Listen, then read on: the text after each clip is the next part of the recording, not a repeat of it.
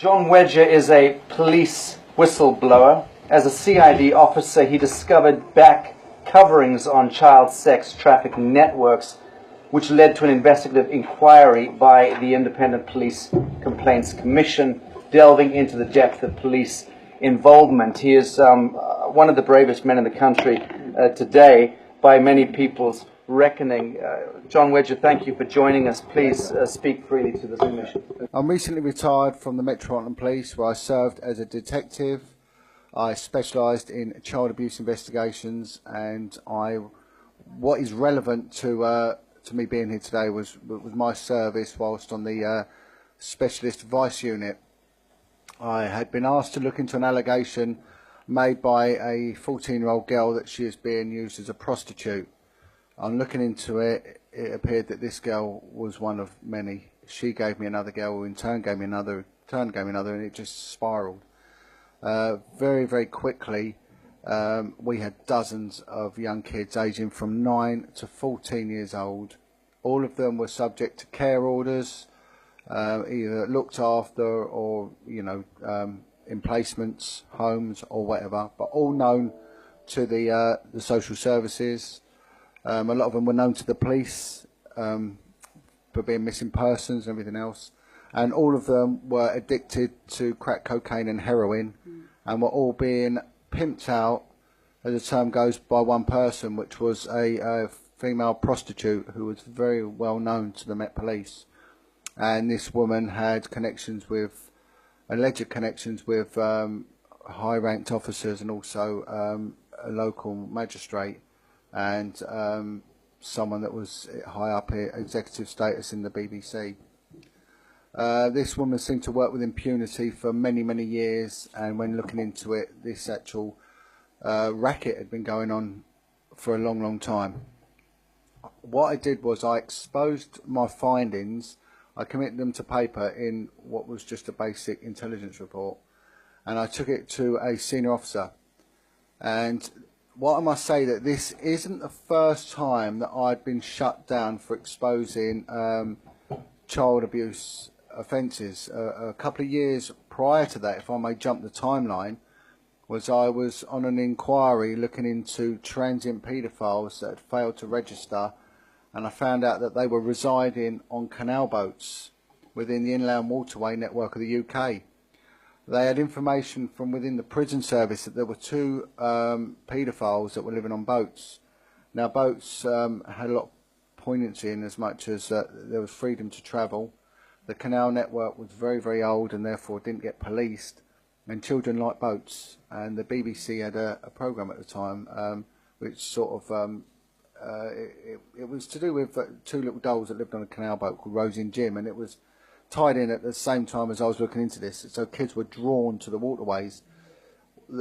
I'll get back to the main story, but the reason for telling this bit was that I was told that there were two sex offenders. I was asked to look into it as a field intelligence officer, and if I found another two within a set period of time, they'd be happy.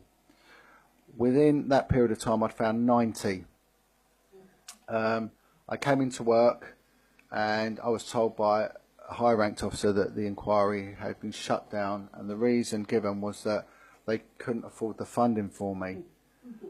But I had been approached by a Scotland Yard detective who told me, he said, when you investigate any crime and you do well at it, you get praised. When you look into child abuse cases, the opposite happens. Be very careful. He then told me about a cabinet minister that they'd investigated on a few occasions, and on each occasion they'd been shut down. So I was aware that this had gone on. When I questioned the senior officer about, the real reason, he told me, John, I'm so sorry, it's come from high up, there's nothing I can do, and promised me any job I wanted. So I moved on to the Vice Unit. So I was expecting to be praised for what I found out. Each day a new child would be found, and it was just spiralling. I was brought before someone who is now a very, very high-ranked officer in the UK indeed, and he sat me down and he said, John, I've got to be very upfront with you. And I said, well, I'd like to be upfront with you, Governor, as well. And he said, you're, out of all the officers I've got here, there was about, 40 officers, he said, you're the second best one I've got. which was a good accolade. He said, but unfortunately, you've dug too deep. What the hell have you done? Now, on a personal level, since the beginning of 2000, I'd brought up 4 children on my own, and this was common knowledge within my unit. And he said to me, if you ever disclose what you found out, you will lose your home, your children, and your job. You must shut the F up. And he said, you will be thrown to the wolves. You have no idea who and what you are dealing with. He said, I'm warning you now, you must back away. And then he said something quite strange, and he said that if you say a word of this, and even if you make a complaint, it will come back to me and it will go in the bin. I and no one else will ever betray fellow rank. Shut your mouth. So I walked away from that investigation, and I moved on. I was offered to stay, but I couldn't. What was very strange was that the main witness, the young girl that came forward, was found dead in the street very shortly afterwards on a suspicious drug overdose, which sort of compounded matters. I then moved on to work on child abuse investigations, which is slightly different to vice, and I can, if I have the time, explain why there is this compartmentalisation within these institutions. And it's all down to remits and justifiable reasons for actually doing nothing as opposed to doing something. I went on to a child abuse unit in one of the poorer boroughs of London, and I was asked if I would like, as well as an investigator, take on a second role dealing with various sort of issues they have.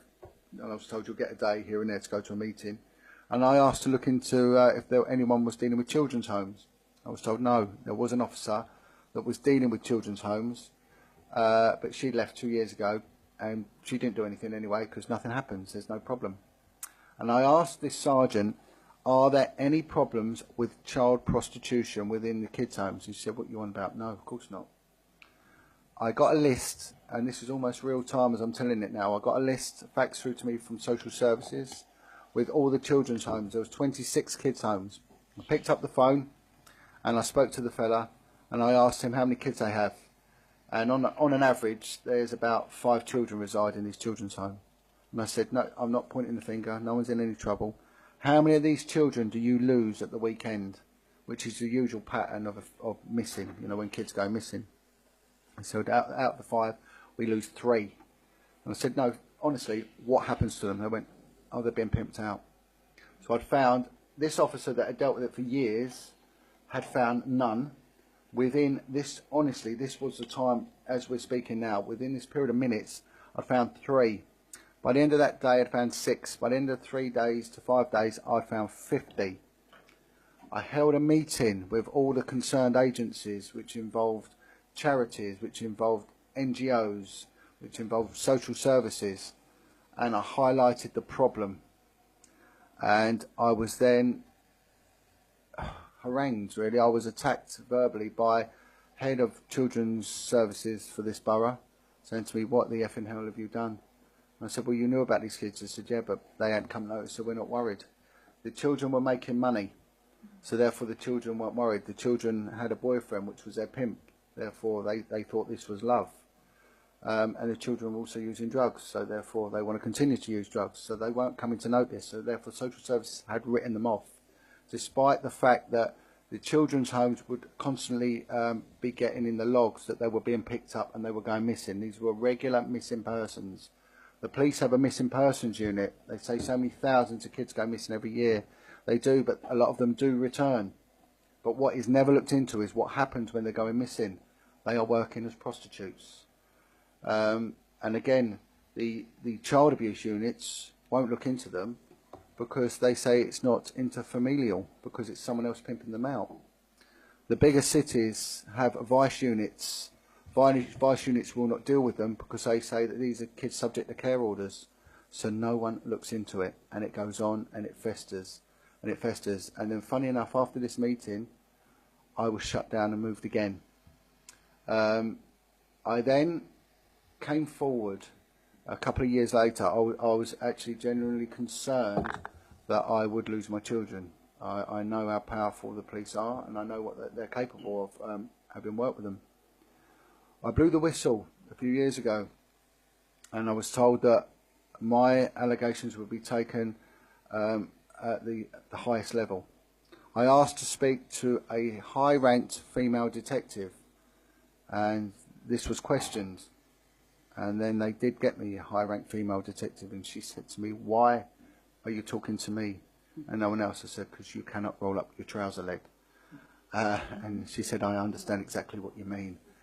They instigated allegations of corruption against high-ranked officers. When you investigate these crimes, as a witness and informant as I was, you're meant to get regular updates every 28 days. I never received one in 3 years. The matter was passed from one unit to another unit. It ended up with the IPCC, who again did nothing and failed to update me despite the fact that they had corroborating evidence. I met with other police whistleblowers via a few concerned MPs. One of them was a lady called Maggie Oliver, who had exposed the scandal in Rochdale. Another one was a man called Lenny Harper, who had exposed the horrendous goings on at a kids' home called Hope de la Garenne in Jersey. Each one of them echoed each other. They both said, "They're going to come for you, and they will come hard." And I said, "What do I expect?" They said, "Right, you will be served with gross misconduct papers. You will be interviewed, they will find against you, you will be sacked, and you will probably face a court case and may go to jail." Now, the threats that was echoed to me: you'll lose your home, your job, your children. At the same time, the police stopped paying me. I went without wages for nearly 3 years. I had 3 children at home. 4 children, sorry. Then what happened was that they served me gross misconduct papers, and I was told what it will be for data protection violations, which seems to be a common occurrence. I got served with numerous data protection violations. Each one could have given me a 2-year prison sentence. And this continued and continued. Now, what also happened during this period was that one of my children was involved in a life-changing and catastrophic accident in which he was initially declared dead. They revived him. He was on life support for many, many months.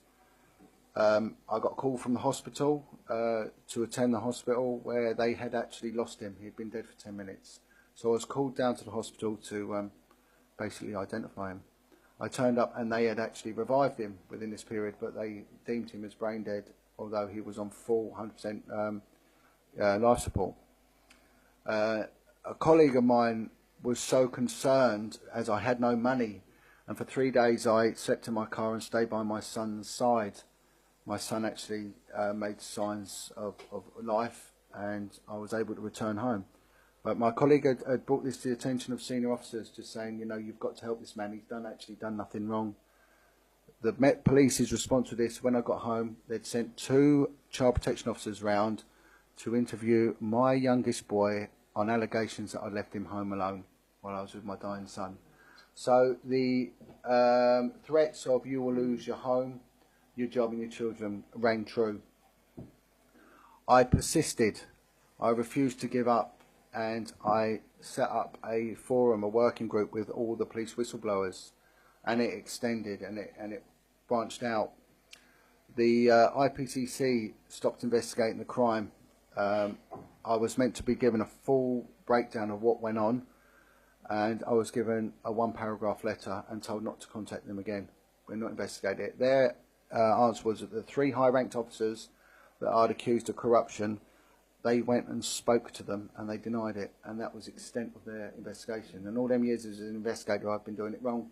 We've just got to ask someone if they've done it, and if they say no, that's it. And that was what they expected me to swallow, and told me not to contact them again. I took the matter to the policing minister at the time, a member of the Privy Council and a member of the government's cabinet. He met with me, and he was actually, to my surprise, appalled.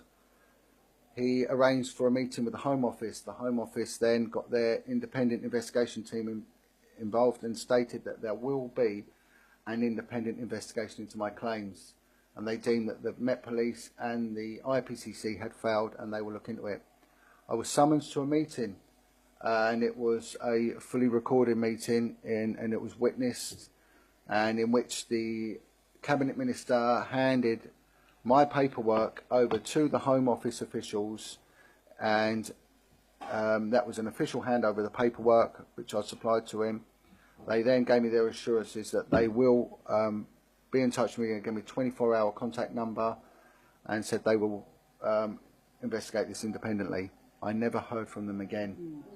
They have since denied receiving any paperwork. When pushed, they admitted they did receive it, but have now lost it.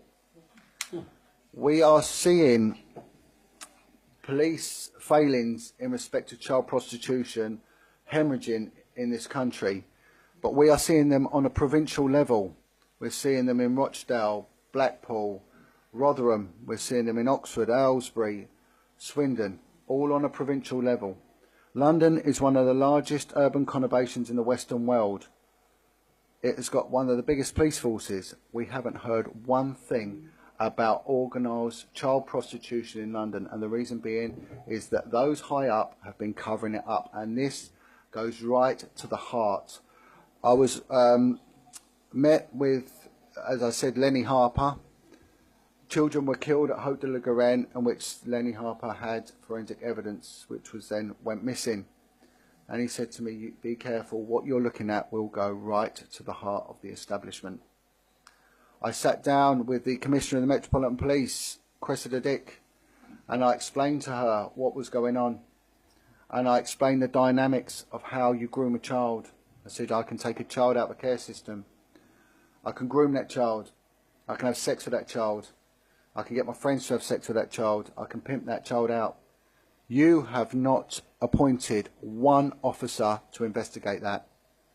Yet if I leant over my fence and called my neighbour a derogatory term, I'd lose my home, my job, I'd be signing on a register, and I'd never work for the Met Police again. How is that justifiable?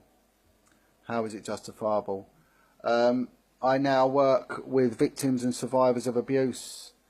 I help out with recovering alcoholics and drug addicts. I'm working in collusion now with one of the most notorious gangsters the UK had, and the convicted murderer, Chris Lambriano. And I've never had such support and compassion from these people, yet the police would have had me swinging from a rope if they've had their own way.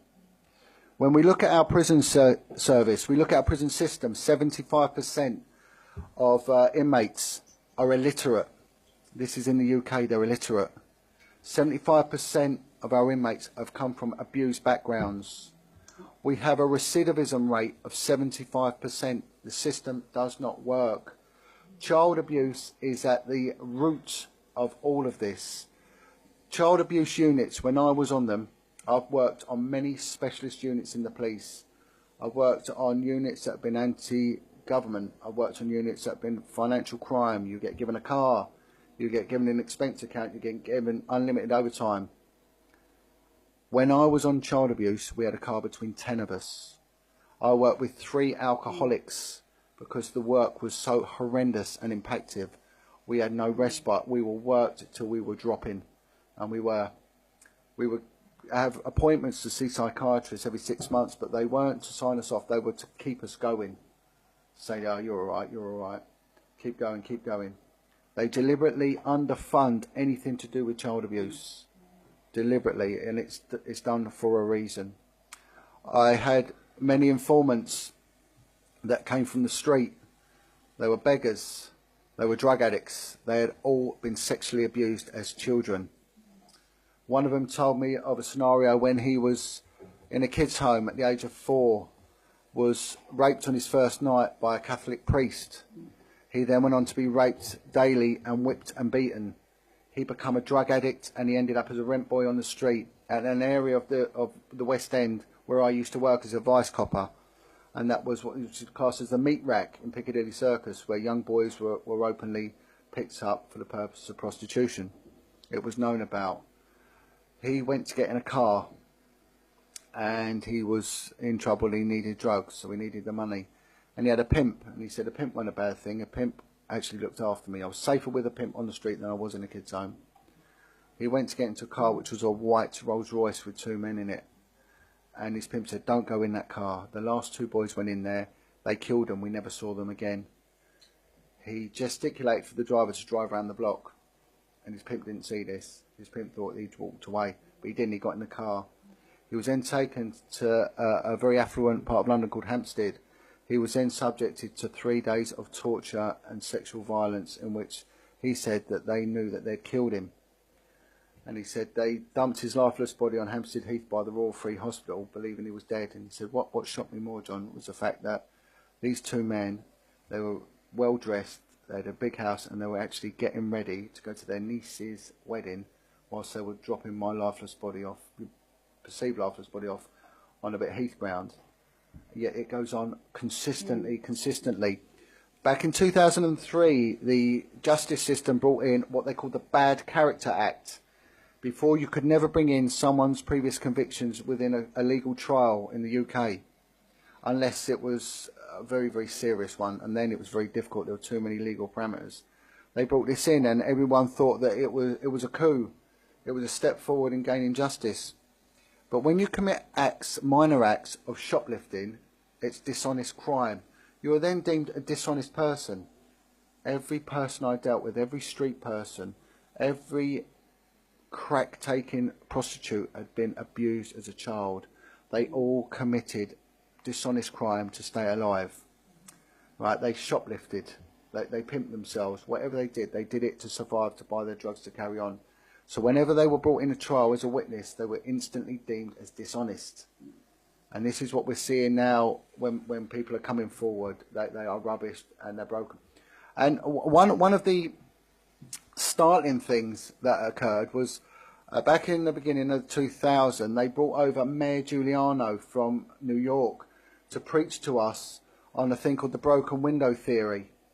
And what his theory was that if there was an area that of depravity that had a broken window or a damaged bus shelter, clean it up, smarten it up. You won't get your drug dealers, you won't get your shoplifters, you won't get, you know, your robberies, that all these crimes that are in the periphery around sort of poverty and everything else. And therefore, your society gets better. Smarten these broken windows up. It was naive at the least. Where is this timeline taken back? The fact is they're doing drugs because they're paying for heroin. They're on heroin because heroin is an analgesic. It's a painkiller. Pain can be mental, emotional, as well as physical. And the majority of them were there doing the drugs because they come from the care system.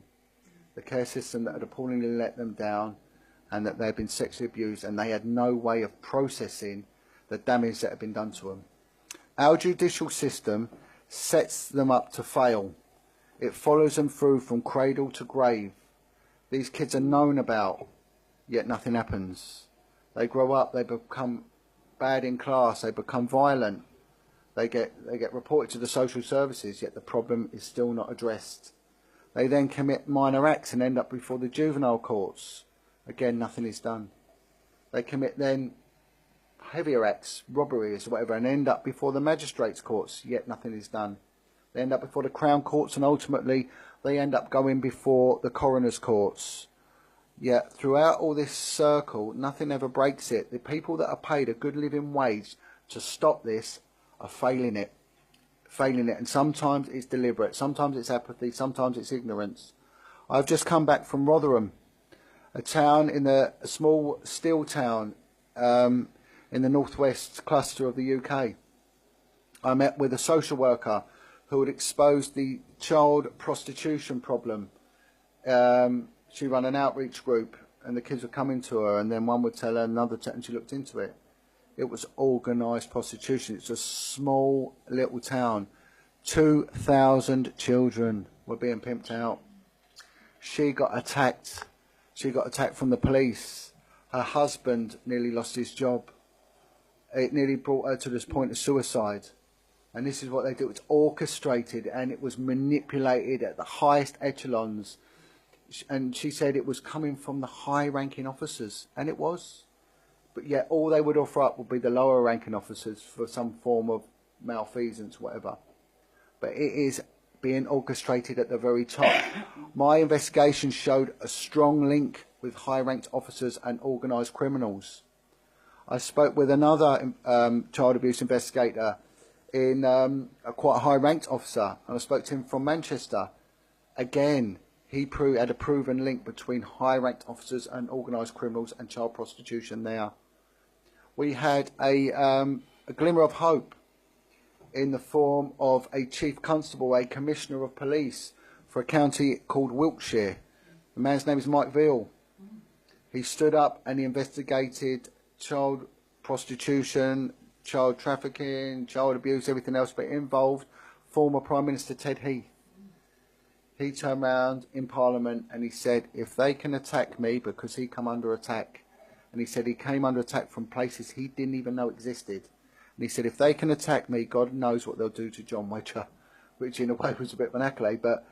And I spoke to him and he said, it's just vile, John. It is vile. I then looked at how many police officers, the policeman's biggest fear is going to prison.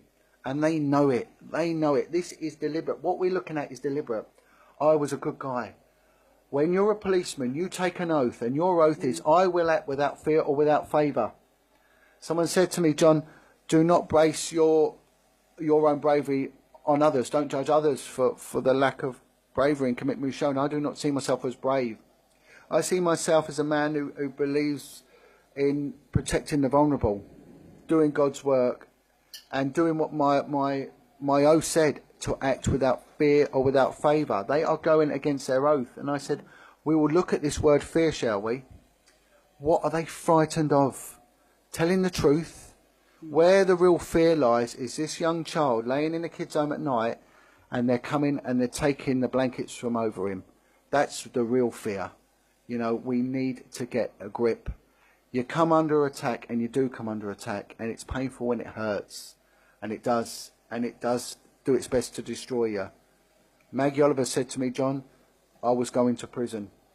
The CPS turned round and said, we've got enough evidence. If you don't come to some agreement, admit to whatever, then you're found guilty, you will go to prison. She had to tell her children she was going to prison. The CPS in the end with me turned around and said John Wedger's mitigation was so powerful we could never convict him. I said to them, I submitted my statement prior to any trial. I wrote a statement and I gave it to Cressida Dick and said, here's my statement. Whatever you say I've done, I've done.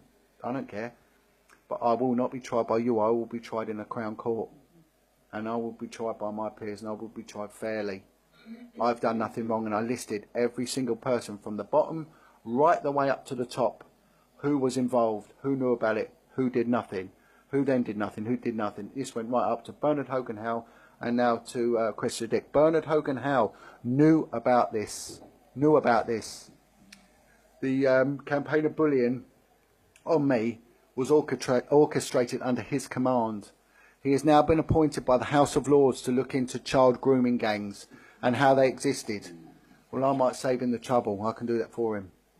You know, it is wrong. It is wrong there. Looking now, I was asked to make an address to Lord Pearson's office regarding the presence of grooming gangs and how it works, how it's the mechanics of it all.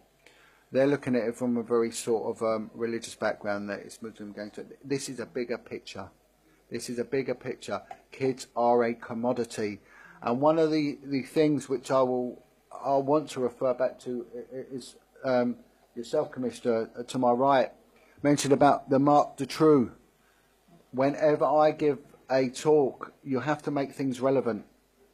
We don't look at the third world and how they're dealing with things, because there are different people. They look different. They drive on a different side of the road. They look a different colour. Let's look at what we got on our backyard. One of the countries that's demographically very similar to us is Belgium.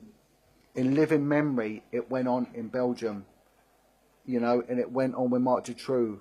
And the kids that came forward were so pigeonholed in what they could talk about. Anything that went outside of Marc Dutroux, they weren't allowed. I think it was 23 to 25 civilian witnesses died in the lead up to the trial. 90. Unbelievable. Total 90. Absolutely unbelievable, yep. And then the people took the power back.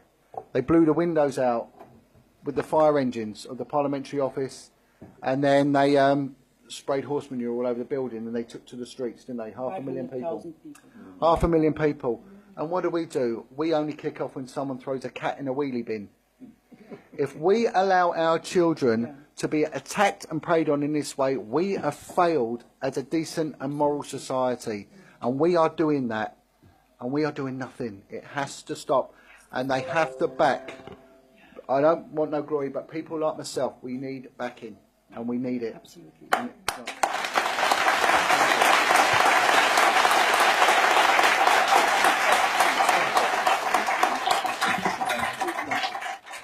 The Commonwealth Parliament in Australia passed an act called the Public Interest Disclosure Act to protect whistleblowers.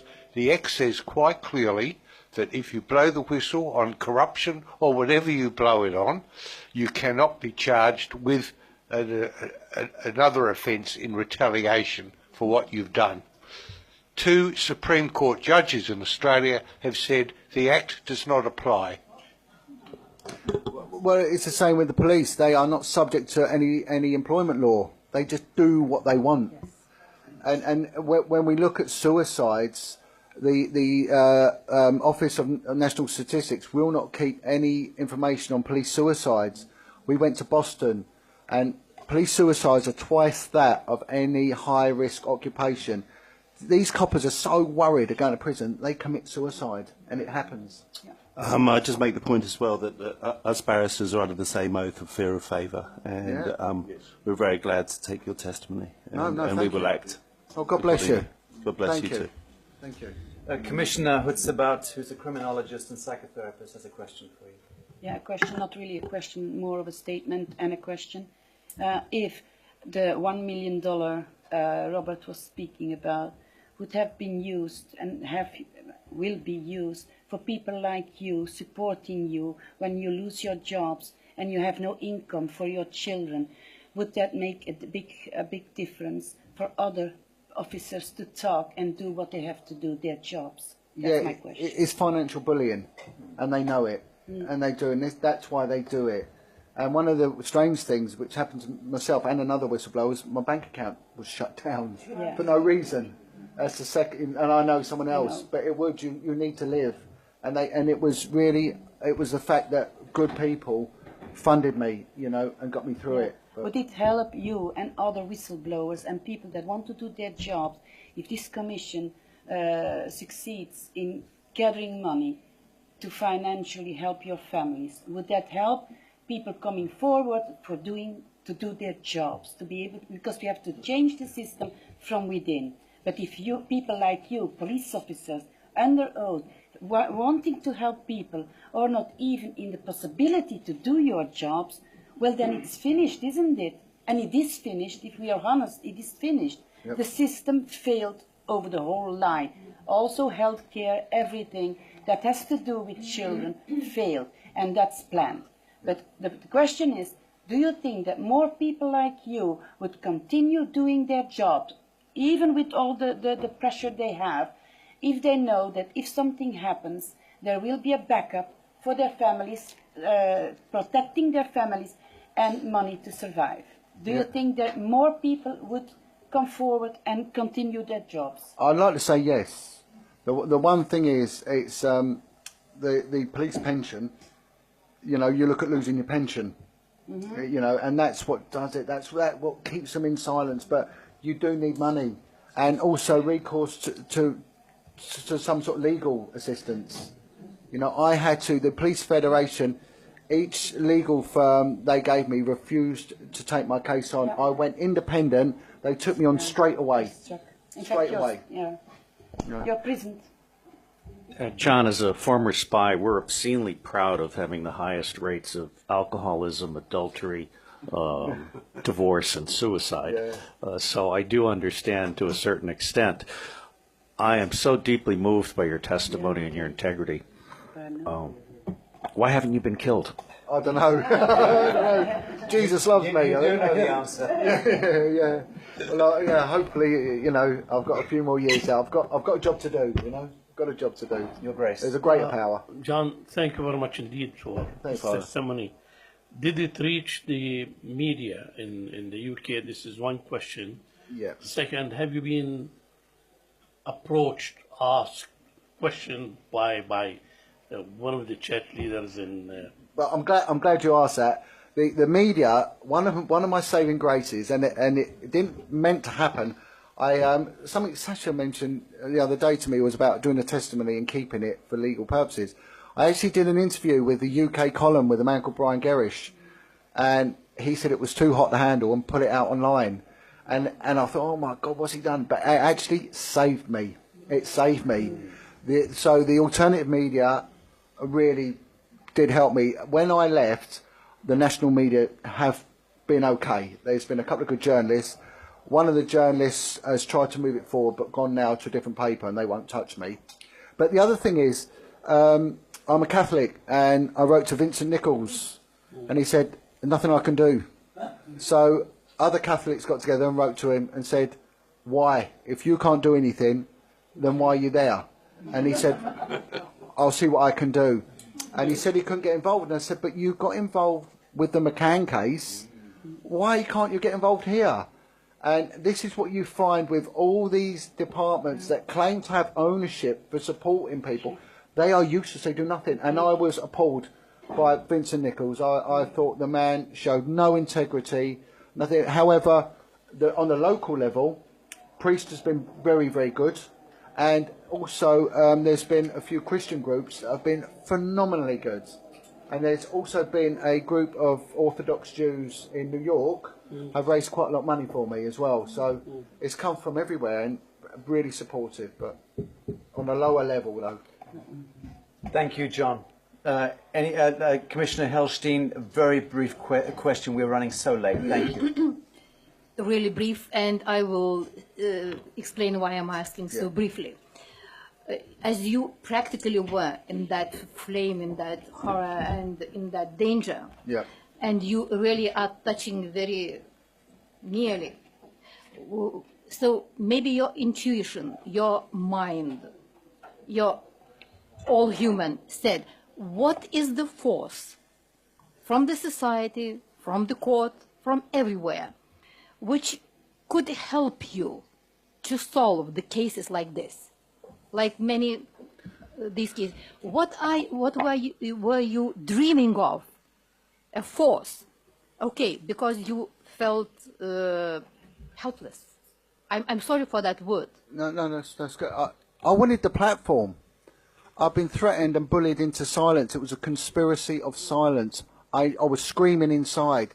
The world needed to know. And one of the biggest gifts we have been given in the UK, which this man didn't deem it as a gift. He actually, was the Jimmy Savile thing. He inadvertently did God's work to such a degree, and it opened up really the middle classes in this country to the fact this was going on.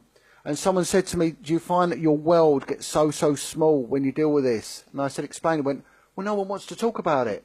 Can we not talk about it, please? Can we not hear it? Can we not? And it's getting it out there. And then when you realise that you're not mad, it's not a conspiracy, and when you do get those that have been affected by it, I gave a talk to 50 recovering alcoholics and drug addicts, some of which were people of extreme violence. There was a fear that I would be attacked in the room for giving this talk. Some of these people had served time for murder and torture. They got up, they applauded me, and they hugged me. And it was one of the most life-defining moments I've ever met. And that was my real audience, saying, I'm doing it because you need it. Thank you for that. I'm so sorry, I have to call time now. John Wedger, this commission salutes you. Thank you so much for attending today.